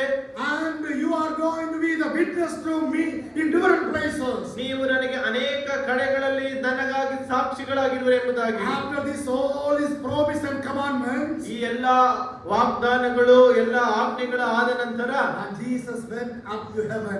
ಆತನು ಪರಲೋಕಕ್ಕೆ ಹಾಗೆಯೇ ಆರೋಹಣನಾಗಿ ಹೋದನು. And all the as apostles and disciples, they were looking into Jesus. ಆಗ ಅಪೊಸ್ತಲರು, ಶಿಷ್ಯರು, ಅಲ್ಲಿರುವಂತ ಜನರು ಹಾಗೆಯೇ ಪರಲೋಕಕ್ಕೆ ಏರಿ ಹೋಗುವಂತ ಯೇಸು ಕ್ರಿಸ್ತನನ್ನು ನೋಡ್ತಾ And ಇದ್ದಾರೆ. they have seen Jesus. He is going inside the, even going into the heavens. ಆ ಯೇಸು ಕ್ರಿಸ್ತನು ಆತನು ಅದೇ ರೀತಿಯಲ್ಲಿ ಪರಲೋಕಕ್ಕೆ ಏರಿ ಹೋಗೋದನ್ನು ಅವರು ಅದೇನ್ನ ಗಮನಿಸ್ತಾ ಇದ್ದಾರೆ. Now they all were looking up and they were just searching, where is Jesus? ಅವರು ಹಾಗೆ ನೋಡ್ತಾ ನೋಡ್ತಾ ಯೇಸು ಕ್ರಿಸ್ತರನ್ನ, ಎಲ್ಲಿ ನಮ್ಮ ಯೇಸು ಕ್ರಿಸ್ತರೆಂಬುದಾಗಿ ಅಲ್ಲಿ ಯೇಸು ಕ್ರಿಸ್ತ ನೋಡುತ್ತಾ ಇದ್ದಾರೆ. There we read like this. ಆಗ ನಾವು ಅಲ್ಲಿ ಈ ರೀತಿಯಾಗಿ ಓದ್ತೇವೆ, Two men of God, otherwise angels, and they just told to them something like this. ಅಲ್ಲಿ ಇಬ್ಬರು ದೇವದೂತರು ಅಲ್ಲಿ ಪ್ರತ್ಯಕ್ಷವಾಗಿ ಹೀಗೆ ಹೇಳುವುದನ್ನು ನಾವು ನೋಡ್ತೇವೆ. Why you are looking up? ಯಾಕೆ ನೀವು ಈ ರೀತಿಯಾಗಿ ಮೇಲೆ ನೋಡ್ತಾ ಇದ್ದೀರಿ? And they know that, see, Jesus Christ was with them for 33 and a half years. ಅಲ್ಲಿ ಯೇಸು ಕ್ರಿಸ್ತನು ಈ ಲೋಕದಲ್ಲಿ ಅವರೊಟ್ಟಿಗೆ ಎಲ್ಲ ಸೇರಿಸಿ 33 ವರ್ಷಗಳ ಕಾಲ ಆತನು ಈ ಲೋಕದಲ್ಲಿ ಇದ್ದನು. And now all the people, they were looking up, oh, Jesus is gone. ಆಗ ಈ ಜನರೆಲ್ಲರೂ ಅಯ್ಯೋ ಯೇಸು ಕ್ರಿಸ್ತನು ಮೇಲೆ ಹೊರಟೋದ ಎಂಬುದಾಗಿ ನೋಡ್ತಾ ಇದ್ದಾರೆ. Now the angels were telling like this. ಅವಾಗ ದೇವದೂತರು ಹೇಳ್ತಾ ಇದ್ದಾರೆ, In the same way we have seen that Jesus ascended to heaven. ಯೇಸು ಕ್ರಿಸ್ತನು ಹೇಗೆ ಪರಲೋಕಕ್ಕೆ ಆತನು ಆರೋಹಣನಾಗಿ ಹೋದನು, And the same Jesus is going to descend from heaven to the earth. ಅದೇ ಯೇಸು ಕ್ರಿಸ್ತನು ತಿರುಗಿ ಅದೇ ರೀತಿಯಲ್ಲಿ ಆತನು ಬರುವಂತವನಾಗಿದ್ದಾನೆ. You know what happened there? ಅಲ್ಲಿ ಏನಾಯ್ತು? Why hearing all these words from the angels, ಅವರು ಈ ಮಾತುಗಳನ್ನ ದೇವದೂತರ ಮುಖಾಂತರ ಕೇಳಿದ್ರು. they stopped looking up. ಅವರು ಮೇಲೆ ನೋಡುವುದನ್ನ ನಿಲ್ಲಿಸ್ಬಿಟ್ರು. And they came back. ಅವರು ಮತ್ತೆ ಹಿಂದಿರುಗಿ ಬಂದ್ರು. And they came and they prayed together. ಅವರು ಬಂದು ಒಟ್ಟಾಗಿ ಪ್ರಾರ್ಥನೆ ಮಾಡುವುದಕ್ಕೆ ಪ್ರಾರಂಭ ಮಾಡಿದ್ರು. About 10 days they were praying together. ಅವರು 10 ದಿನಗಳ ಕಾಲ ಅವರು ಪ್ರಾರ್ಥನೆಯಲ್ಲಿ ತಮ್ಮ ಸಮಯವನ್ನು ಕಳೀತಾ ಬಂದ್ರು. And on the day of Pentecost, the Holy Spirit of God came down. ಪಂಚಾಶತ್ತಮದಿಂದಂದು ಪರಿಶುದ್ಧಾತ್ಮ ದೇವರು ಅವರ ಮಧ್ಯದಲ್ಲಿ ಬರುವುದನ್ನು ನಾವು ನೋಡ್ತೇವೆ. And there we see the inauguration of the assembly. ಅಲ್ಲಿ ದೇವರ ಸಭೆಯು ಪ್ರಾರಂಭವಾಗುವುದನ್ನು ನಾವು ನೋಡ್ತೇವೆ. Apostle Peter was preaching with the other disciples and many heard the word of God. ಅಪೊಸ್ತಲನಾದಂತ ಪೇತ್ರನು ಅನೇಕರಿಗೆ ಈ ಸುವಾರ್ತೆಯನ್ನು ಅಲ್ಲಿ ತಿಳಿಸುವುದನ್ನು ನಾವು ನೋಡ್ತೇವೆ. Thousands of people, they heard the word of God. ಸಾವಿರಾರು ಜನರು ದೇವರ ಸುವಾರ್ತೆಯನ್ನು ಕೇಳ್ತಾ ಬಂದರು. And there we read like this. ಅಲ್ಲಿ ನಾವು ಹೀಗೆ ಓದ್ತೇವೆ, And from there 3,000 people got saved. ಅಲ್ಲಿ 3,000 ಜನರು ರಕ್ಷಣೆ ಹೊಂದಿದ್ರು ಎಂಬುದಾಗಿ ನಾವು ನೋಡ್ತೇವೆ. And then they have taken the baptism. ಅವರು ದೀಕ್ಷಾ ಸ್ಥಾನವನ್ನು ತೆಗೆದುಕೊಂಡ್ರು And ಎಂಬುದಾಗಿ there we ನೋಡ್ತೇವೆ. see the first church in this year. ಈ ಒಂದು ಭೂಗೋಳದಲ್ಲಿ ಮೊದಲನೇ ಒಂದು ಸಭೆಯು ಅಲ್ಲಿ ಸ್ಥಾಪನೆ ಆಗುವುದನ್ನು ನೋಡ್ತೇವೆ. The first church in this year, it is started through the Holy Spirit in Jerusalem. ಈ ಲೋಕದಲ್ಲಿ ಮೊದಲನೇ ಒಂದು ಸಭೆಯು ಅದು ಪವಿತ್ರಾತ್ಮನ ಮುಖಾಂತರ ಸ್ಥಾಪನೆ ಆಗುತ್ತೆ, ಅದು ಜೆರುಸಲೇಮಿನಲ್ಲಿ. So what I am trying to say is, ನಾನು ನಿಮಗೆ ಏನು ಹೇಳೋದಕ್ಕೆ ಬಯಸ್ತೇನೆ ಅಂದ್ರೆ, we have to live in the hope of Christian life. ನಾವು ಕ್ರಿಸ್ತನ ಬರುವ ನಿರೀಕ್ಷೆಯಲ್ಲಿ ನಾವು ಜೀವಿಸಬೇಕು ಈ ಲೋಕದಲ್ಲಿ. Jesus is going to return back. ಯೇಸು ಕ್ರಿಸ್ತನು ತಿರುಗಿ ಬರುವಂತವನಾಗಿದ್ದಾನೆ. And he is going to come soon. ಆತನು ಬೇಗನೆ ಬರುವಂತವನಾಗಿದ್ದಾನೆ. Every day we need to have that hope in our life. ಆ ಒಂದು ನಿರೀಕ್ಷೆ ನಮ್ಮ ಹೃದಯದಲ್ಲಿ ಯಾವಾಗಲೂ ಇರಬೇಕಾಗಿದೆ. I know that when we live in this world, I know that when we live in this ನಾವು ಈ world, ಲೋಕದಲ್ಲಿ ಜೀವಿಸಬೇಕಾದ್ರೆ we have a lot of problems. ನಮ್ಗೆ ಅನೇಕ ಸಮಸ್ಯೆಗಳಿದೆ, We have a lot of struggles. ನಮ್ಗೆ ಅನೇಕ ಹೋರಾಟಗಳು ಈ ಲೋಕದಲ್ಲಿದೆ, We have a lot of sicknesses. ನಮ್ಗೆ ಅನೇಕ ಅನಾರೋಗ್ಯ ಪರಿಸ್ಥಿತಿಗಳಿದೆ, And we are in trouble in many times. ನಾವು ಅನೇಕ ಕಡೆ ಪ್ರಯಾಣ ಮಾಡ್ತಾ ಇರ್ತೀವಿ. But if we have the hope that Christ is going to come soon, ನಮಗೆ ಒಂದು ನಿರೀಕ್ಷೆ ಇರುವುದಾದ್ರೆ ನಮ್ಮ ಕರ್ತನು ತಿರುಗಿ ಬೇಗ ಬರ್ತಾನೆ ಎಂಬುದಾಗಿ ನಿರೀಕ್ಷೆ ಇದ್ರೆ definitely you can be a practical Christian. ನಾವು ಆಗ ನಿಜವಾದಂತ ಕ್ರಿಸ್ತಿಯ ಅನುಭವ ಉಳ್ಳಂತ ದೇವರಿಗೆ ಮೆಚ್ಚುಗೆಯಾದ ಮಕ್ಕಳಾಗ್ಲಿಕ್ಕೆ ಸಾಧ್ಯವಾಗುತ್ತೆ. In our hope, in our anticipation, we need to think about the return of Christ. ನಮ್ಮ ಒಂದು ಜೀವಿತದಲ್ಲಿ ಯಾವಾಗಲೂ ಯೇಸು ಕ್ರಿಸ್ತನು ತಿರುಗಿ ಬರ್ತಾನೆ ಎಂಬ ನಿರೀಕ್ಷೆಯೊಡನೆ ನಾವು ಈ ಲೋಕದಲ್ಲಿ ಜೀವಿಸಬೇಕು. And he said, I am going to come. ಆತನು ಹೇಳಿದ ನಾನು ತಿರುಗಿ ಬೇಗನೆ ಬರ್ತೇನೆ ಎಂಬುದಾಗಿ ಹೇಳಿದನು. It is the prayer of the assembly that Jesus is going to come. ಇದು ಸಭೆಯ ಪ್ರಾರ್ಥನೆ ಅದಾಗಿದೆ, ಆತನು ತಿರುಗಿ ಬೇಗ ಬಾ ಎಂಬುದಾಗಿ ನಾವು ಪ್ರಾರ್ಥನೆ And even ಮಾಡುವಂತವರಾಗಿದ್ದೇವೆ. you and I always think about the coming of Christ. ನಾನು ನೀವು ಅದೇ ಯೇಸು ಕ್ರಿಸ್ತನ ಬರುಣಕ್ಕಾಗಿ ನಾವು ಕಾಯುತ್ತಾ ಎದುರು ನೋಡ್ತಾ So when ಪ್ರಾರ್ಥಿಸುವಂತವರಾಗಿರ್ಬೇಕು. we think about the return of Christ, ನಾವು ಆ ಯೇಸು ಕ್ರಿಸ್ತನ ಬರುಣದ ಕುರಿತಾಗಿ ಆಲೋಚನೆ ಮಾಡಿದಾಗ we can have a spiritual growth in our life. ನಮ್ಮಲ್ಲಿ ಆತ್ಮೀಯ ಪರಿವರ್ತನೆ, ಆತ್ಮೀಯ ಬೆಳವಣಿಗೆ ಉಂಟಾಗುತ್ತದೆ. And not only the return of Christ, ಕೇವಲ ಯೇಸು ಕ್ರಿಸ್ತನ ಬರೋಣ ಮಾತ್ರವೇ ಅಲ್ಲ, the resurrection is going to take place. ಅಲ್ಲಿ ಸತ್ತವರಿಗೆ ಅಲ್ಲಿ ಪುನರುತ್ಥಾನವಾಗುವಂತದ್ದಾಗಿದೆ. See, in verse number 16 says like this, ಅಲ್ಲಿ 16ನೇ ವಚನದಲ್ಲಿ ಹೀಗೆ ಓದ್ತೇವೆ, the dead in Christ will resurrect first. ಅಲ್ಲಿ ನಾವು ನೋಡ್ಬೇಕಾದ್ರೆ ಸತ್ತವರು ಮೊದಲು ಎದ್ದು ಬರುವರು ಎಂಬುದಾಗಿ ನಾವು ನೋಡ್ತೇವೆ. And there are many believers that died in Christ. ಅನೇಕ ದೇವರು ನಂಬಿದಂತ ಮಕ್ಕಳು ಅವರು ಈ ಲೋಕದ ಯಾತ್ರೆಯನ್ನ And they all are going to resurrect when Christ is going to come. ಯಾರು ಯೇಸು ಕ್ರಿಸ್ತನ ನಂಬಿ ಮರಣ ಹೊಂದಿದ್ದಾರೆ ಅವರೆಲ್ಲರೂ ಮೊದಲು ಎದ್ದು ಬರ್ತಾರೆ. If Jesus resurrected from the dead, ಯೇಸು ಕ್ರಿಸ್ತನು ಮರಣದಿಂದ ಆತನು ನಿಜವಾಗಿಯೂ ಪುನರುತ್ಥಾನನಾಗಿದ್ರೆ then you and I, the dead in Christ, is going to resurrect from the dead. ಖಂಡಿತವಾಗಿಯೂ ಸತ್ತಂತವರು ಮೊದಲು ಎದ್ದು ಬರ್ತಾರೆ. So resurrection is very, very important subject in the Bible. ಪುನರುತ್ಥಾನವು ತುಂಬಾ ಪ್ರಾಮುಖ್ಯವಾದ ವಿಷಯ ದೇವರ ಗ್ರಂಥದಲ್ಲಿ. The dead in Christ will resurrect. ಸತ್ತವರು ಮೊದಲು ಎದ್ದು ಬರುವರು. When Christ comes, ಆಮೇಲೆ ಕ್ರೈಸ್ತನು ಬರ್ತಾನೆ. the people also are living like today. ಇಲ್ಲಿ ಇರುವಂತ ನಾವುಗಳು ಜೀವಿಸುವಂತ ನಮ್ಮ ಹಾಗೆ ಜೀವಿಸುವಂತ ದೇವ ಮಕ್ಕಳು We are also going to be transformed. ನಾವು ಸಹ ಆತನೊಡನೆ ಮೇಘವಾಹನವಾಗಿ ಪಕ್ಕನೆ ಒಯ್ಯಲ್ಪಡ್ತೇವೆ. And we are going to be raptured from here. ನಾವು ಕಣ್ಣು ಮುಚ್ಚುವಷ್ಟರೊಳಗಾಗಿ ಆತನ ಬಳಿ ಹೋಗ್ಬಿಡ್ತೇವೆ. See, we are going to have a rapture in our lives. ನಮ್ಮ ಜೀವಿತದಲ್ಲಿ ಇದು ಹೊಸ ಅನುಭವ. ಕಣ್ಣು ಮುಚ್ಚುವ ಒಳಗಾಗಿ ನಾವು ಬೇಗವಾಗಿ ಒಯ್ಯಲ್ಪಡ್ತೇವೆ. When we talk about the rapture, ನಾವು ಆ ಒಂದು ವಿಷಯವಾಗಿ ನಾವು ಆಲೋಚನೆ ಮಾಡಬೇಕಾದ್ರೆ rapture means snatching away, taking away from somebody. ನಾವು Snatch, take away, Okay. bring from somebody to put some other place. That is the meaning of it. ನಾವು ಈ ರಾಪ್ಚರ್ ಎತ್ತಲ್ಪಡುವಿಕೆ, ಆ ಎತ್ತಲ್ಪಡುವಿಕೆಯನ್ನು ನೋಡ್ಬೇಕಾದ್ರೆ ಯಾರು ಅದನ್ನು ತೆಗೆದುಕೊಂಡು ಹೋಗೋದು ತಟ್ಟನೆ. Snatching, that is the word which is used. Snatching ಅಂದ್ರೆ ಏನು? ಕಿತ್ಕೊಂಡು ಟಕ್ಕಂತ ಕಿತ್ಕೊಳ್ಳೋದು. Yes, taking suddenly and moving some other place. ತಕ್ಷಣವೇ ತೆಗೆದುಕೊಳ್ಳುವಂಥದ್ದು. See, when Christ is going to come, ಯೇಸು ಕ್ರಿಸ್ತನು ಬರಬೇಕಾದ್ರೆ see, the resurrection is going to happen. ಆ ಒಂದು ಪುನರುತ್ಥಾನವು ಆಗುವಂತದ್ದಾಗಿದೆ. And same time the rapture is going to take place. ಆ ತಕ್ಷಣವೇ ನಾವು ಸಹ ಎತ್ತಲ್ಪಡುವಂತದ್ದು, ಅದು ನಡೆಯುವಂತದ್ದಾಗಿದೆ. And all the believers are going to be raptured. ಆ ಎಲ್ಲಾ ದೇವರ ನಂಬಿದಂತ ಮಕ್ಕಳು ಸಹ ಕರ್ತನ ಬಳಿಗೆ ಎತ್ತಲ್ಪಡ್ತಾರೆ.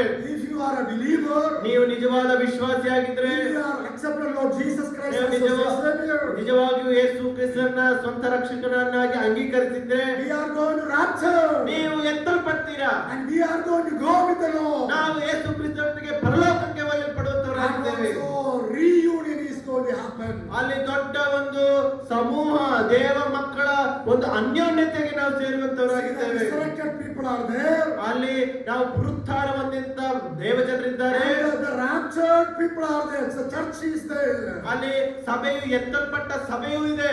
And now all are going to be a reunion. ಅಲ್ಲಿ ಎಲ್ಲರೂ ಪರಲೋಕದಲ್ಲಿ ದೇವರೊಟ್ಟಿಗೆ ಅಲ್ಲಿ ಸೇರುವಂತವರಾಗಿದ್ದಾರೆ. These are the things that we read in this portion. ಈ ವಿಷಯಗಳನ್ನ ನಾವು ಈ 13 ರಿಂದ 18 ವಚನಗಳಲ್ಲಿ ನಾವು ಓದ್ತೇವೆ. Apostle Paul was telling to them that ಅಪೊಸ್ತಲನಾದ ಪೌಲನ ಥೆಸಲೋನಿಕದವರಿಗೆ ಹೀಗೆ ಹೇಳ್ತಿದ್ದಾನೆ, live in a hope of Christ's return. ಕ್ರಿಸ್ತನ ಬರೋಣದ ನಿರೀಕ್ಷೆಯಲ್ಲಿ ಜೀವಿಸ್ರಿ. Number one, return of Christ. ಮೊದಲನೇದಾಗಿ ದೇವರ ಒಂದು ಬರೋಣ. And second one is the resurrection of the believers. ಎರಡನೇದಾಗಿ ಸತ್ತಂತವರಿಗೆ ಪುನರುತ್ಥಾನ. And third one is the rapture of the church. ಮೂರನೇದಾಗಿ ಸಭೆಯ ಎತ್ತಲ್ಪಡುವಿಕೆ. And the fourth one is the reunion of the believers. ನಾಲ್ಕನೇದಾಗಿ ಅಲ್ಲಿ ದೇವ ಮಕ್ಕಳ ಅನ್ಯೋನ್ಯತೆ ಎಂಬುದಾಗಿ ನಾವು ನೋಡ್ತೇವೆ. That should be our hope. ಅದೇ ನಮ್ಮ ನಿರೀಕ್ಷೆ See, ಆಗಿರ್ಬೇಕು. when we have that hope, ಆ ನಿರೀಕ್ಷೆ ಯಾವಾಗ ನಮ್ಮಲ್ಲಿ ಇರುತ್ತೋ in this world we can live as a practical Christian life. ನಾವು ಆಗ ಮಾತ್ರ ದೇವರಿಗಾಗಿ ಒಂದು ಅನುಭವದ ಜೀವಿತವನ್ನ ಜೀವಿಸಲಿಕ್ಕೆ ಸಾಧ್ಯ ಈ ಲೋಕದಲ್ಲಿ. Someone said like this. ಒಬ್ರು ಹೀಗೆ ಹೇಳಿದ್ರು, We can live in this world 40 days without food. ನಾವು 40 ದಿವಸ ಊಟ ಇಲ್ಲದೆ ಈ ಲೋಕದಲ್ಲಿ ಜೀವಿಸಬಹುದು. We are not going to die. ನಾವು ಸಾಯೋದಿಲ್ಲ. 40 days we can live here without food. ನಾವು 40 ದಿವಸ ಊಟ ಇಲ್ಲದೆ ನಾವು ಬದುಕಬಹುದು ಈ ಲೋಕದಲ್ಲಿ, ನಾವು ಸಾಯೋದಿಲ್ಲ. And if you are not drinking 4 days water, we can live. ನಾವು 4 ದಿವಸ ನೀರು ಕುಡಿಲಿಲ್ಲ ಅಂದ್ರೆ ನಾವು ಬದುಕಬಹುದು, ನಾವು ಸಾಯೋದಿಲ್ಲ. Means up to 4 days we can live without water. ನಾವು ನೀರಿಲ್ಲದೆ 4 ದಿವಸ ಜೀವಿಸಬಹುದು. Then some people they will live some more time, but usually the science they say like this. ನಾವು ಸಾಧಾರಣವಾಗಿ ಕೆಲವು ಜಾಸ್ತಿನ ಅವರು ಜೀವಿಸಬಹುದು, ಆದ್ರೆ ಸೈನ್ಸ್ ಹೀಗೆ ನಮ್ಗೆ ಹೇಳುವುದು. So 40 days without food we can live. 40 ದಿವಸ ಊಟ ಇಲ್ಲದೆ, and 4 days without water we can live. 4 ದಿನ ನೀರಿಲ್ಲದೆ, 4 minutes without oxygen we can live. 4 ನಿಮಿಷ ಈ ಒಂದು ಆಕ್ಸಿಜನ್, ಈ ಆಮ್ಲಜನಕ ಇಲ್ಲದೆ. Some people 6, 7, maybe 10 minutes may go sometime. ಕೆಲವರು 6, 7, 10 ನಿಮಿಷದವರೆಗೂ ಆಮ್ಲಜನಕ But ಇಲ್ಲದೆ. basically 4 minutes, that is the last. 4 ನಿಮಿಷಗಳು ಅದು ಜಾಸ್ತಿ ನಾವು ಬದುಕೋದು ಈ ಗಾಳಿ ಇಲ್ಲದೆ. If you are more than that, you will die. ನಾವು 4 ನಿಮಿಷ ಗಾಳಿ ಇಲ್ಲ ಅಂದ್ರೆ ನಾವು ಸತ್ತು ಹೋಗ್ತೀವಿ. But that person he wrote like this. ಆ ಮನುಷ್ಯನು ಇಲ್ಲಿ ಹೀಗೆ ಬರೀತಾನೆ, With 4 seconds, if you are not having the hope, you cannot live here. 4 ನಿಮಿಷ ಅಲ್ಲ, ಸೆಕೆಂಡ್. 4 ಸೆಕೆಂಡ್ಗಳು ನಿಮ್ಗೆ ನಿರೀಕ್ಷೆ ಇಲ್ಲ ಅಂದ್ರೆ ನೀವು ಬದುಕೋದಕ್ಕೆ Second ಸಾಧ್ಯ. means 1, 2, 3, 4. So 4 seconds you cannot live in this world without hope. ಈ 4 ಸೆಕೆಂಡ್ಗಳು ನೀವು ನಿರೀಕ್ಷೆ ಇಲ್ಲದೆ ನೀವು ಬದುಕೋದಕ್ಕೆ ಸಾಧ್ಯವಿಲ್ಲ. You know that today we see many people are getting suicide. ಅಲ್ಲಿ ನಾವು ಈ ಲೋಕದಲ್ಲಿ ನೋಡ್ತಾ ಇದ್ದೇವೆ, ಈ ಲೋಕದಲ್ಲಿ ಅನೇಕರು ಸೂಸೈಡ್ ಮಾಡ್ಕೊಂಡು ತಮ್ಮ ಪ್ರಾಣಗಳನ್ನು ಅವರೇ We ask ತೆಗೆದುಕೊಳ್ತಾರೆ. them, what is the problem? ನಾವು ಅವ್ರಿಗೆ ಏನ್ ನಿಮ್ ಸಮಸ್ಯೆ ಎಂಬುದಾಗಿ ಕೇಳಿದ್ರೆ, And they have money, ಅವ್ರ ಹಣ ಇದೆ, they have education, ಅವ್ರಿಗೆ ವಿದ್ಯಾಭ್ಯಾಸ ಇದೆ, they have people, ಅವ್ರಿಗೆ ಜನ ಇದ್ದಾರೆ, and everything is there. ಅವ್ರಿಗೆ ಎಲ್ಲವೂ ಇದೆ. And they say no peace, ಅವ್ರು ಹೇಳ್ತಾರೆ ನಮಗೆ ಸಮಾಧಾನ ಇಲ್ಲ, no hope. ನಮಗೆ ನಿರೀಕ್ಷೆ ಇಲ್ಲ. Without hope, they cannot live. ನಾವು ನಿರೀಕ್ಷೆ ಇಲ್ಲದೆ ಅವರು ಜೀವಿಸಲಿಕ್ಕೆ ಸಾಧ್ಯವೇ ಇಲ್ಲ. As a Christian, we have hope. ಕ್ರಿಸ್ತನನ್ನು ಹೊಂದಿದಂತ ನಮಗೆ ಎಂತ ದೊಡ್ಡ ನಿರೀಕ್ಷೆ ಇದೆ. Our hope is how Jesus is going to come. ನಮ್ಮ ನಿರೀಕ್ಷೆ ಏನಂದ್ರೆ ನಮ್ಮ ಯೇಸು ಕ್ರಿಸ್ತನು ತಿರುಗಿ ಬರ್ತಾನೆ. And he is going to take us from here to the heaven. ಆದ್ರೆ ನಮ್ಮನ್ನ ಇಲ್ಲಿಂದ ಪರಲೋಕಕ್ಕೆ And ಕರೆದೊಯ್ಯುವಂತವನಾಗಿದ್ದಾನೆ. we are going to live forever with him. ನಾವು ನಿತ್ಯ ಕಾಲಕ್ಕೂ ಅದರೊಟ್ಟಿಗೆ ಸದಾ ಕಾಲ And we are ಜೀವಿಸುವಂತವರಾಗಿದ್ದೇವೆ. going to see the heaven. ನಾವು ಅಲ್ಲಿ ಪರಲೋಕವನ್ನು And we ನೋಡುವಂತವರಾಗಿದ್ದೇವೆ. are going to see Jesus Christ. ನಾವು ಅಲ್ಲಿ ನಮ್ಮ ಯೇಸು ಕ್ರಿಸ್ತನನ್ನು And we are going ನೋಡುವಂತವರಾಗಿದ್ದೇವೆ. to see the saints of Old Testament and New Testament. ನಾವಲ್ಲಿ ಹಳೆ ಒಡಂಬಡಿಕೆ ಹೊಸ ಒಡಂಬಡಿಕೆ ಭಕ್ತರನ್ನ ದೇವಜನರಲ್ಲಿ We are ನೋಡುವಂತವರಾಗಿದ್ದೇವೆ. going to see the New Jerusalem. ನಾವಲ್ಲಿ ಹೊಸ ಯೆರೂಸಲೇಮನ್ನು And we are going to ನೋಡುವಂತವರಾಗಿದ್ದೇವೆ. see new heaven and the earth. ನಾವಲ್ಲಿ ಹೊಸ ಪರಲೋಕ ಭೂಲೋಕವನ್ನು ನಾವು ನೋಡುವಂತವರಾಗಿದ್ದೇವೆ. Eternally we are going to live there. Eternally we are going ನಾವು to live there. ನಿತ್ಯ ಕಾಲದಲ್ಲಿ ಜೀವಿಸುವಂತವರಾಗಿದ್ದೇವೆ. Oh, what a great and wonderful hope that we have. ಓ ಎಂತ ದೊಡ್ಡ ನಿರೀಕ್ಷೆ ದೇವರು ಇವತ್ತು ನಮಗೆ ಕೊಟ್ಟಿದ್ದಾನೆ. We are talking about the practical Christian life. ನಾವು ಕ್ರಿಸ್ತಿಯ ಅನುಭವ ಜೀವಿತದ ಬಗ್ಗೆ ಮಾತಾಡ್ತಾ ಇದ್ದೇವೆ. How we can be a Christian, how we can be a practical Christian. ನಾವು ಹೇಗೆ ಅನುಭವ ಹೊಂದಿದಂತ ಕ್ರೈಸ್ತರಾಗಿ ಲೋಕದಲ್ಲಿ ಜೀವಿಸಬೇಕು. According to Apostle Paul in Thessalonians, ಪೌಲನ ಒಂದು ಪ್ರಕಾರ ಥೆಸಲೋನಿಕದವರಿಗೆ ಪತ್ರಿಕೆ if you want to be a practical Christian living, ನಾವು ಕ್ರಿಸ್ತಿಯ ಅನುಭವ ಜೀವಿತವನ್ನು ಜೀವಿಸಬೇಕಂದ್ರೆ number one, ಮೊದಲನೇದಾಗಿ you need to have a pure life. ನಮ್ಮಲ್ಲಿ ಶುದ್ಧ ಜೀವಿತ ಇರಬೇಕು. And second one, ಎರಡನೇದಾಗಿ we need to love one another. ನಮ್ಮ ಜೀವಿತದಲ್ಲಿ ಒಬ್ಬರನ್ನೊಬ್ಬರು ಪ್ರೀತಿಸುವ ಒಂದು ಹಂಗಿನಲ್ಲಿ ನಾವು And ಇರಬೇಕು. third one, ಮೂರನೇದಾಗಿ we need to be quiet for some time. ನಾವು ಕೆಲವು ವಿಷಯಗಳಲ್ಲಿ ಸುಮ್ಮನೆ ಇರಬೇಕು. And the fourth one is ನಾಲ್ಕನೇದಾಗಿ live in hope. ನಿರೀಕ್ಷೆಯುಳ್ಳವರಾಗಿ ಜೀವಿಸಬೇಕು. If you want to live in hope, ನಾವು ನಿರೀಕ್ಷೆಯಲ್ಲಿ ಜೀವಿಸಿದ್ರೆ we need to understand the word of God. ನಾವು ಆಗ ಮಾತ್ರ ದೇವರ ವಾಕ್ಯವನ್ನು ಅರ್ಥ ಮಾಡ್ಕೊಳ್ಳೋದಕ್ಕೆ ಸಾಧ್ಯ. When you understand the word of ನಾವು God, ದೇವರ ವಾಕ್ಯವನ್ನು ಅರ್ಥ ಮಾಡ್ಕೊಂಡಾಗ you will understand the will of God.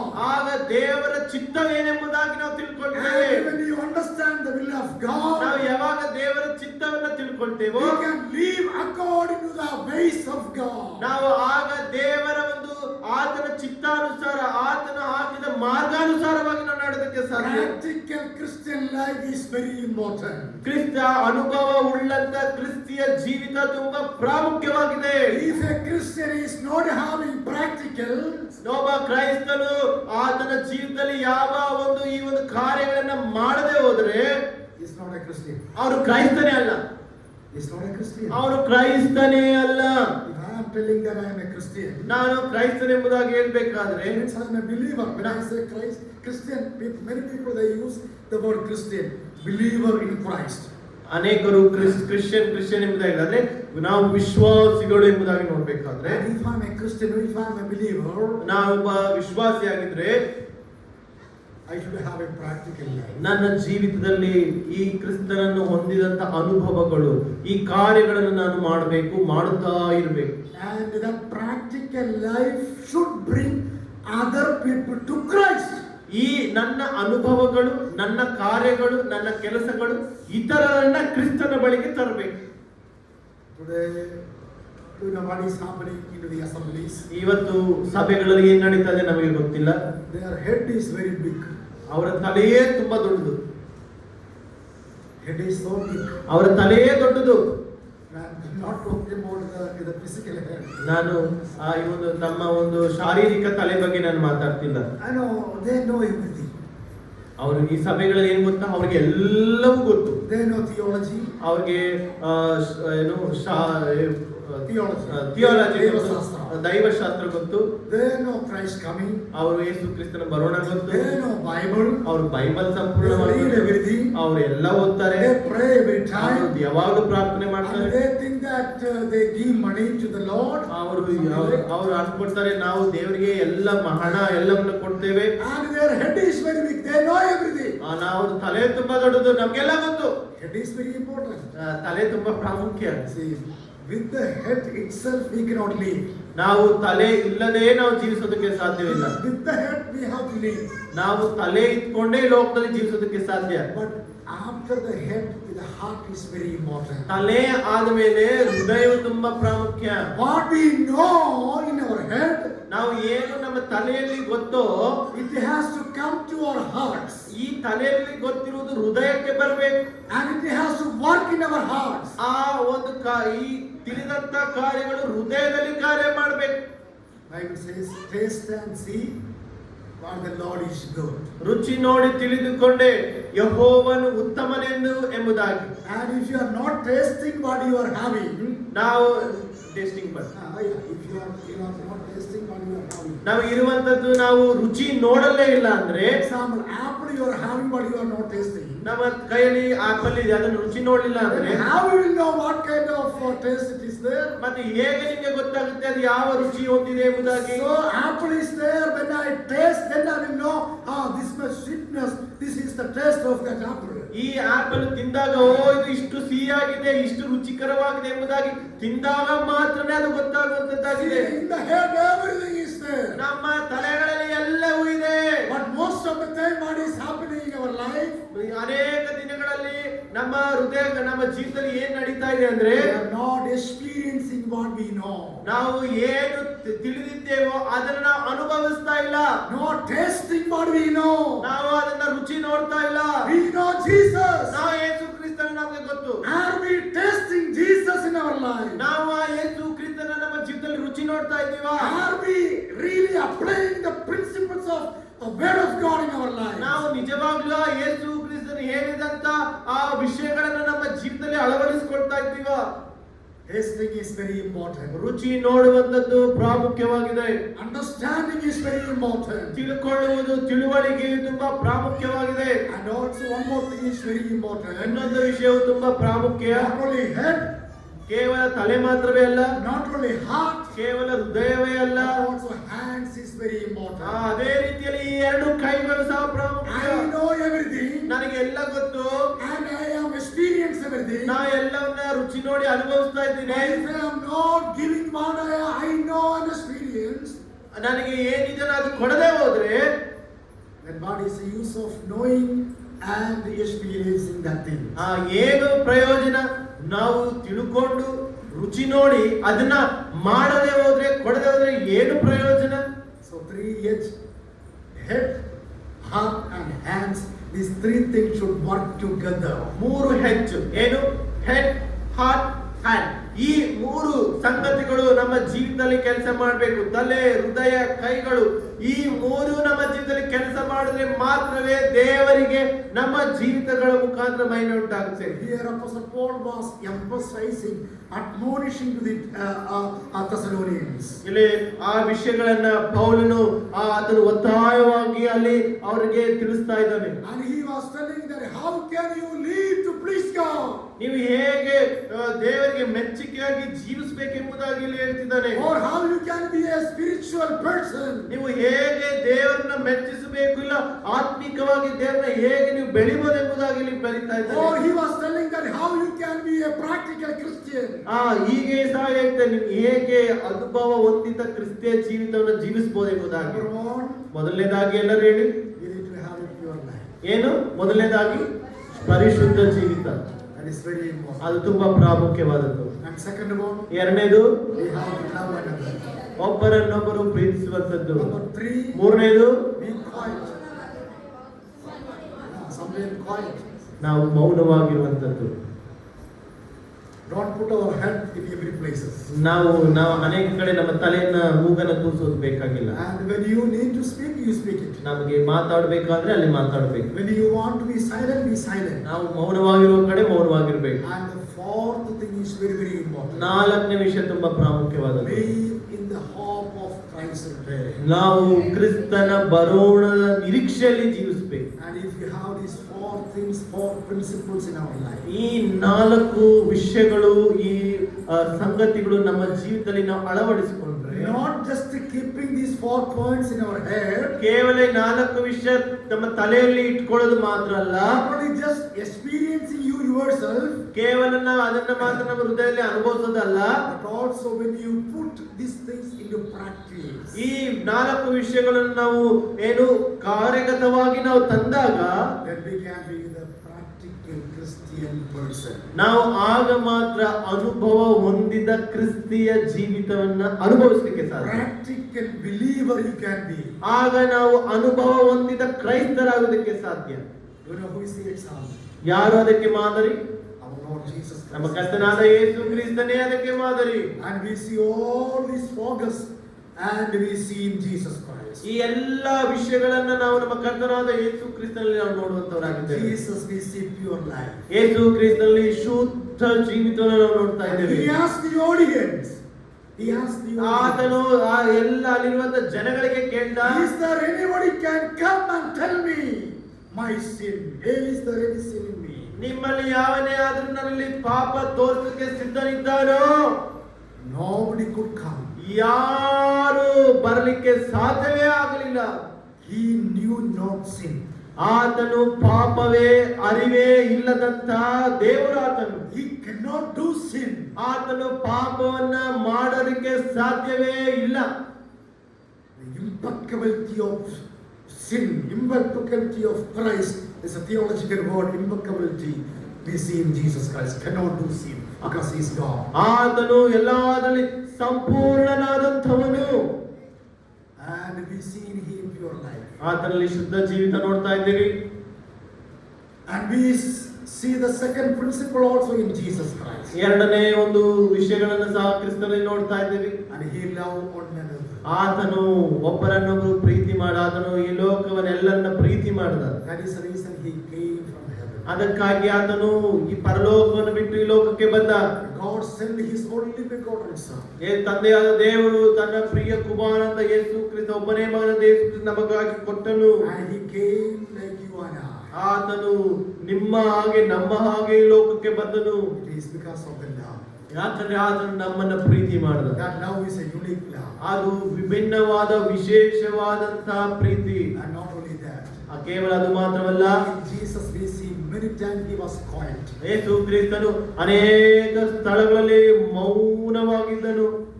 When we discuss that, even he would have said many things, many places. ಆತನು ಅನೇಕ ಸ್ಥಳಗಳ ಕಡೆ ಅನೇಕ ವಿಷಯಗಳು ಆತನು ಹೇಳ್ಬೋದಿತ್ತು. But he was quiet. ಆತನು ಮೌನವಾಗಿದ್ದನೆಂಬುದಾಗಿ In ನೋಡ್ತೇವೆ. Isaiah we read that he was quiet. ಯೆಶಾಯ ಗ್ರಂಥದಲ್ಲಿ ನೋಡ್ತೇವೆ ಆತನು ಮೌನವಾಗಿದ್ದನು. In the Gethsemane he was quiet. Gethsemane ತೋಟದಲ್ಲಿ ಮೌನವಾಗಿದ್ದನು. In the place of Pilate he was quiet. ಪಿಲಾತನ ಬಳಿಗೆ ಬಂದಾಗ ಆತನು In ಮೌನವಾಗಿದ್ದನು. the cross he was quiet.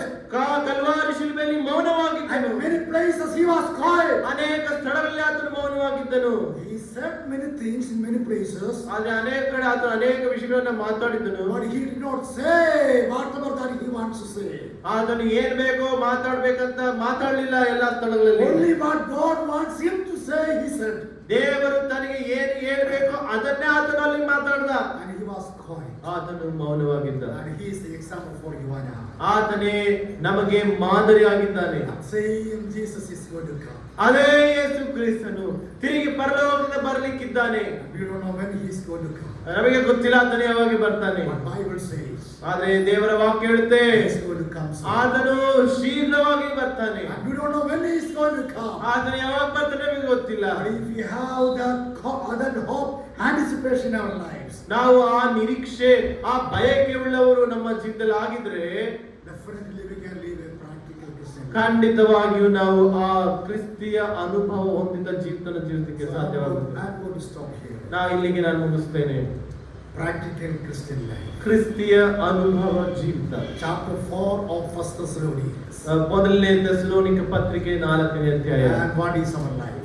ನಮ್ಮ ಜೀವಿತ ಏನಾಗಿದೆ? How is our life? ನಮ್ಮ ಜೀವಿತ ಹೇಗಿದೆ? Are we really practically living? ನಾವು ನಿಜವಾಗಿಯೂ ಈ ಒಂದು ಅನುಭವವನ್ನು ಹೊಂದಿ ಈ ಎಲ್ಲಾ ಒಂದು ಅನುಭವದಿಂದ ನಾವು ಈ ಲೋಕದಲ್ಲಿ ಜೀವಿಸ್ತಾ ಇದ್ದೇವೆ. And we have to examine ourselves. ನಮ್ಮನ್ನು ನಾವು ಪರೀಕ್ಷೆ ಮಾಡಿಕೊಳ್ಳೋಣ. No, I cannot judge you. I cannot judge you. ನಾನು ಯಾವುದೇ ರೀತಿ ತೀರ್ಪು ಮಾಡಲಿಕ್ಕೆ ಸಾಧ್ಯವಿಲ್ಲ. But I can admonish you. ನಾನು ನಿಮ್ಗೆ ಕೇವಲ ನಿಮ್ಗೆ ತಿಳಿಸಬಲ್ಲೆ, ಅದರ ಕಡೆ ನಾನು ನಿಮ್ಮ ಗಮನವನ್ನು ಸೆಳೆಯಬಲ್ಲೆ. I can exhort you. ನಾನು ನಿಮ್ಗೆ ಆ ವಿಷಯದಲ್ಲಿ ನಿಮ್ಗೆ ಪ್ರೋತ್ಸಾಹಿಸಬಲ್ಲೆ. With prayer and love I can tell you that. ನಾನು ನಿಮ್ಗೆ ಪ್ರಾರ್ಥನೆಯಲ್ಲಿ ಪ್ರೀತಿಯಿಂದ ನಿಮ್ಗೆ ತಿಳಿಸಬಲ್ಲೆ. This day I want to tell you, my dears, that ನಾನು ಈ ದಿನ ನಮ್ಮ ಪ್ರಿಯರೇ ಇವತ್ತು ನಾನು ಕೇವಲ ವಿಷಯನ ನಿಮ್ಗೆ ತಿಳಿಸುವಂತವನಾಗಿದ್ದೇನೆ.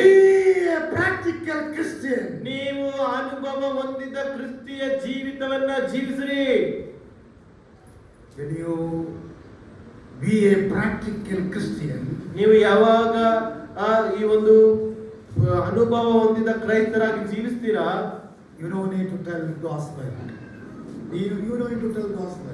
ನೀವು ಯಾವ ರೀತಿಯ ಸುವಾರ್ತೆ ಹೇಳಬೇಕಾದ ಅವಶ್ಯಕತೆ ಇಲ್ಲ. By seeing you and me, ನಿನ್ನನ್ನು ನೋಡ್ತಾ they will come to us. ಅವರು ದೇವರ ಬಳಿಗೆ They ಬರ್ತಾರೆ. will come to the assembly. ಅವರು ಸಭೆಗೆ ಬರ್ತಾರೆ. They will come to Christ. ಅವರು ಯೇಸು ಕ್ರಿಸ್ತರ ಬಳಿಗೆ ಬರ್ತಾರೆ. So this afternoon, this evening, let the precious God and the Holy Spirit of God encourage and speak to our hearts to be a practical believer or Christian. ಈ ಸಾಯಂಕಾಲ ನಮ್ಮ ಕರ್ತನಾದ ಯೇಸು ಕ್ರಿಸ್ತನು ಪರಿಶುದ್ಧಾತ್ಮದ ಮುಖಾಂತರ ನಾವು ಈ ಅನುಭವದಲ್ಲಿ ದಾಟಿ ಹೋಗುವಂತೆ ನಮ್ಮನ್ನು ನಡೆಸಲಿ. Thank you. God bless you all. ಎಲ್ಲರಿಗೂ ವಂದನೆಗಳು. ದೇವರು ನಿಮ್ಮನ್ನ ಆಶೀರ್ವದಿಸಲಿ. ಮಧ್ಯದಲ್ಲಿ ಅಮರಾಪುರದಿಂದ ಬಂದಂತ ಪುಟ್ಟೋಜಿ ದೊಡ್ಡಪ್ಪ ಅವರು ಮುಕ್ತಾಯ ಪ್ರಾರ್ಥನೆ ಮಾಡ್ತಾರೆ. ಮುಕ್ತಾಯ ಪ್ರಾರ್ಥನೆ ಆದ್ಮೇಲೆ ನಮ್ಗೆಲ್ಲ ಸ್ನಾಕ್ಸ್ ಇದೆ. ನಾವು ಮತ್ತೆ 7 ಗಂಟೆಗೆ ನಾವು ಈ ದಿನದ ಕೊನೆ ಸೆಷನ್ಗಾಗಿ ನಾವು ಸೇರಿ ಬರುವಂತವರು ನಾವಾಗಿದ್ದೇವೆ. ಮೈಕ್